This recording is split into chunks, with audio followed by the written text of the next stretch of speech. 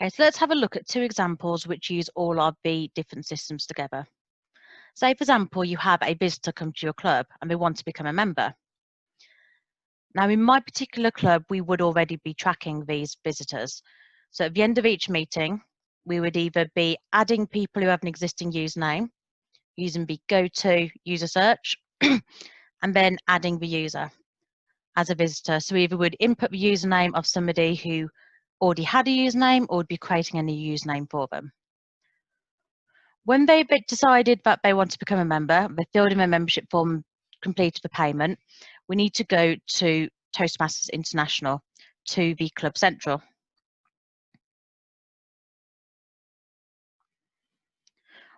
What we will do is we will add them as a member. So again, either they are a reinstated member or they are a dual member. And you, as a new member, you fill out all the details, click their preferences and submit. The treasurer, or whoever's in charge of payments, will then go to submit payments. They will select the member from the list, add them to the cart, and then check out for them. That makes them a member available on Toastmasters International. Now, to be visible on Basecamp, the member will not be visible until they are pathways enrolled.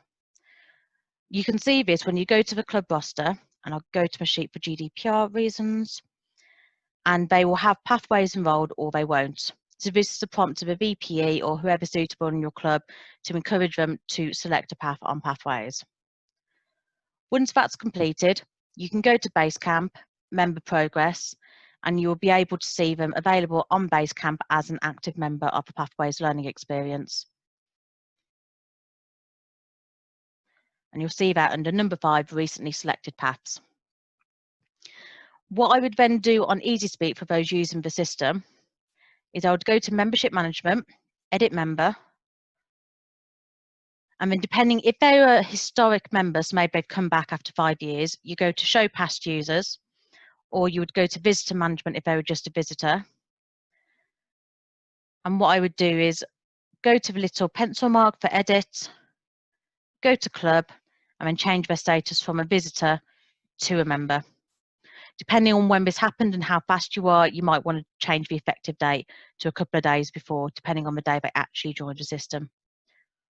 That means then that the user, well, the new member would be available on Toastmasters International Club Central, on the club roster. They'll be available on Basecamp, and they will also be shown as a member on Easyspeak. Now, another example is when somebody completes an educational award. As VPE for the club, you should really know when somebody's completing an award. For example, I can see that Rebecca here is doing level 1 speech 3. If that was level 1 speech 4, then on the evening of the 16th, the evening of that meeting, I would then write in here, has completed the award. And again, when you close the meeting, you'll also sort of see this, you can prompt them in the meeting. The member has to go onto Basecamp, of their own Basecamp, and then do the level completion on their curriculum. Once they've done that, you should receive an email saying that there is a pending request. If not, you can actively go into Basecamp Manager yourself. You go to pending requests and you would approve the line in Basecamp Manager. Once you've done this, it updates the members Basecamp to say that the level has been approved. You then need to go into Club Central and press Submit Educational Award. You search for the member, you select their educational award, and then you click Review Award, and then you submit it. This submission then goes into Toastmasters International and confirms that that award has been completed, and you'll start seeing it on your DCP points and on education awards that have been submitted.